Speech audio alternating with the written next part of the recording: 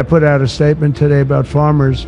Our farmers are being hurt badly by, they have very good workers. They've worked for them for 20 years. The markets I lost personally, it averaged about between $50,000 and $70,000 a year for 4 years running. Well, roughly $250,000. Farmers have been the target of trade wars before, like in Trump's first term, when agricultural exports plummeted by more than $27 billion. I don't know where it ends. I hope it ends soon. There were no tweets, no press conference, no protest. The headlines stayed quiet, but the contracts didn't. One by one, long-standing wheat deals, many lasting over a decade, simply disappeared. Not with confrontation or outrage, but with silence. Since early 2025, more than 40 countries, including the Philippines, Egypt, Italy, and South Korea, have quietly reduced or halted their wheat imports from the United States. No press statements, no trade wars, just a growing list of nations choosing to buy from someone else. In Kansas, wheat fields are no longer harvested for sale. Some farmers burn entire crops or repurpose them as livestock feed, not to make a statement, but because no buyers remain. The prices dropped to $5.40 per bushel, the lowest in 5 years, leaving farmers without options. Meanwhile, in countries like the Philippines, bread still fills the shelves, but the flour inside now comes from Canada, not America. This wasn't a boycott or a backlash. It was a shift, deliberate, quiet, and deeply unsettling. So how did this happen without a single public warning? And why is Canada, once considered a minor player, now replacing the U.S. as the world's wheat supplier, even on America's home turf? By the summer of 2025, the economic damage to American farmers could no longer be ignored. The numbers weren't abstract. They were personal, painful, and increasingly permanent. National farm income is expected to fall by 3.3% this year, with wheat growers alone losing approximately $400 million in projected revenue. These aren't just seasonal setbacks, they're structural signs of an industry unraveling under quiet but relentless pressure. For many, the losses aren't just measured in income, but in survival. We're just bringing in our silage bales, and silage is something we feed to our cows over the winter, and we spread a little bit of fertilizer to make sure that there's enough there. Fertilizer prices are up this spring with tight supplies of nearly all products. Market experts say potash prices are up 25% at around $320 per ton. Across the Midwest, farmers face an impossible equation. Fertilizer prices continue climbing, with 85% of the supply still imported from Canada, while fuel and agricultural machinery remain prohibitively expensive. Every season demands more investment but yields fewer returns. The break-even line keeps moving out of reach, and for thousands of family-run farms, the math no longer works. Behind these local struggles lies a far bigger warning sign. America is on track to record a $49.5 billion agricultural trade deficit in the 2025 fiscal year, a figure that shatters every historical precedent. For a country that once fed not just its own people but half the world, this moment marks a dramatic reversal. The U.S. isn't just losing contracts, it's losing its role. What does it mean when the richest agricultural power in history begins to import more food than it exports? And if a product as foundational and symbolic as wheat is now being quietly abandoned by buyers across the globe, is this just a market correction, or is it the first crack in something much larger? The collapse wasn't loud. It didn't come with sanctions, tariffs, or boycotts. Instead, it arrived in silence through canceled orders, red ink, and empty freight cars. As one nation after another quietly turned away from U.S. wheat, the damage began sinking deep into the American heartland, state by state, farm by farm. In the Philippines, officials made no public criticism. They simply stopped buying. The result: Kansas, the proud wheat basket of America, saw storage silos overflow by 40%. Trains that once rumbled daily with grain shipments now sit idle on rusting tracks, the harvest waiting for buyers who never come. South Korea, once a dependable trade partner, walked away after multiple shipments of U.S. wheat exceeded acceptable glyphosate residue level. In response, farmers in Washington were forced to abandon traditional wheat varieties and shift to flax, desperation, not innovation, driving the transition. In France, it wasn't chemicals that raised red flags, but carbon. USC's wheat failed to meet stringent environmental certification standards, prompting a full pivot to Canadian suppliers. Nebraska, heavily dependent on European contracts, lost its largest buyers overnight. Property taxes tied to land values plummeted, stripping local governments of critical education and infrastructure funds. Mexico didn't walk away because of price or quality, but because of red tape. Customs delays and cross-border logistics snarls pushed Mexican importers to seek more reliable routes.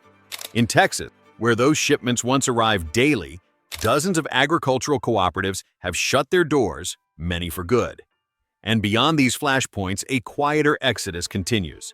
Countries like Egypt, Indonesia, and Italy are reducing American wheat intake not in protest, but out of uncertainty. Price volatility, shipping delays, and regulatory inconsistency have chipped away at the one thing no trade policy can fix once it's gone trust. So when the world quietly walks away and the farms that fed it begin to fail, how long before America realizes it wasn't global demand that changed, but its own reliability? Behind every data point is a voice. And in 2025, those voices have turned from quiet concern to open distress. In Illinois, once a proud pillar of American grain farmers are speaking out. Input costs have exploded, one wheat grower said, and prices at harvest are so low we can't hold on much longer. His frustration isn't just economic, it's existential. For many, farming isn't just a job, it's a way of life passed down for generations. Now that legacy hangs by a thread. A few days ago, the USDA reported that the number of farms in America plunged by 140,000 in the past 5 years. That's roughly 2,500 farms going bust every month. In Indiana, the pain goes beyond the fields. We were just starting to recover after the stimulus programs ended, explained a representative from a major family-owned operation. And then Washington hits us with new tariffs on Chinese shipping. Our freight costs jumped over 40%. How are we supposed to move our product when the government itself makes it more expensive to export? At the national level, the alarm bells are no longer subtle. The National Association of Wheat Growers issued a stark warning. We fear the complete loss of the U.S. wheat industry, just like we lost oats. This isn't a temporary downturn. It's a long-term erosion of trust. These aren't abstract concerns or partisan talking points. They're first-hand accounts from the front lines of an industry in crisis. When the people who grow the food no longer believe in the system that supports them, what happens next? While the United States struggled with shrinking markets and internal disarray, a quiet contender stepped into the spotlight without ever asking for it. In 2025, Canada's wheat exports are projected to grow by 4%, reaching approximately 26.5 million metric tons. It's not a surge driven by subsidies or flashy trade deals. It's a reflection of something deeper: trust earned through consistency, neutrality, and preparedness. Unlike the U.S., Canada's wheat inventory has remained stable, hovering around 15.4 million tons, giving buyers the confidence that orders will be fulfilled on time and without political entanglements. In a global market where uncertainty has become the norm, predictability is a premium, and Canada quietly offers exactly that. The shift wasn't accidental. As the U.S. imposed new tariffs on Chinese shipping vessels, raising transport costs for its own exporters, Canada found itself with an unexpected advantage. Without making any bold declarations or seeking confrontation, it simply moved in to fill the vacuum. Canadian wheat began flowing into the same ports the U.S. once dominated, not because it was cheaper, but because it was steady. No speeches, no retaliation, no slogans, just action. And perhaps that's what made the shift so powerful. While America made headlines, Canada made deliveries. So the question now isn't how Canada rose, it's why so few in the U.S. saw it coming. The collapse of wheat exports didn't just echo in boardrooms or foreign ports. It hit home in school cafeterias, rural clinics, and county tax offices across America.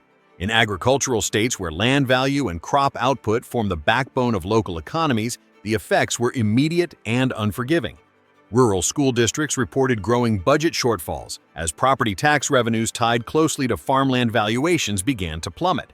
Local hospitals already under strain were forced to reduce services, lay off staff, or shutter entire departments. The wounds were not only economic, they were human. Minnesota, once hailed as the wheat capital of the Midwest, offers a stark example of this retreat. With international contracts gone and storage overflowing, the state made a quiet but symbolic move. It shut down its export division entirely. Instead, wheat was redirected to ethanol plants not for global trade, but for domestic fuel production. It was a pivot born not of strategy, but of necessity. Even the logistics sector, often seen as the engine that keeps trade alive, has begun to seize up. Warehouses sit underutilized, rail lines underused, and equipment purchases frozen. "No one's investing in new machinery anymore," said one agricultural supplier in Iowa.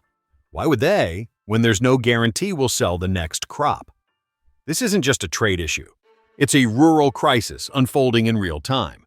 One missed shipment, one lost contract, one closed school at a time. How long before these silent fractures in America's breadbasket start to reshape the nation's political and social landscape? If global trust in U.S. wheat can unravel over a few late deliveries and red tape, what does that signal for America's broader export credibility? Buyers didn't leave because the wheat was poor. They left because the system felt unreliable. In trade, perception is everything. Once confidence breaks, countries don't wait for fixes, they move on. Now that same doubt is creeping into far more critical sectors: semiconductors, electric vehicles, even artificial intelligence. Innovation alone isn't enough. What buyers want is reliability, and that can't be replaced with slogans. Because trust doesn't come back with promises. It returns only through consistency and proof. If wheat lost the world's trust this quietly, what's next for everything stamped Made in USA? America's wheat wasn't rejected for its quality, but for its unpredictability. The issue isn't what we produce, but how we deliver and respond when things go wrong. To regain trust, the U.S. must fix the basics faster: logistics, clear standards, and reliable execution. Buyers don't want promises, they want consistency. Canada didn't win by shouting, it won by showing up quietly and on time. Because in global trade, trust isn't declared. It's earned shipment by shipment, contract by contract. But what do you think? Have you seen signs that global buyers are quietly shifting away from Made in USA labels in other industries too? Do you believe trust in American exports can still be restored? Or is this a warning that goes far beyond agriculture? Drop your thoughts in the comments. Let's talk about what no one else is saying. And if this story made you stop and think, don't forget to like, subscribe, and share it with someone who needs to see what's happening beneath the headlines.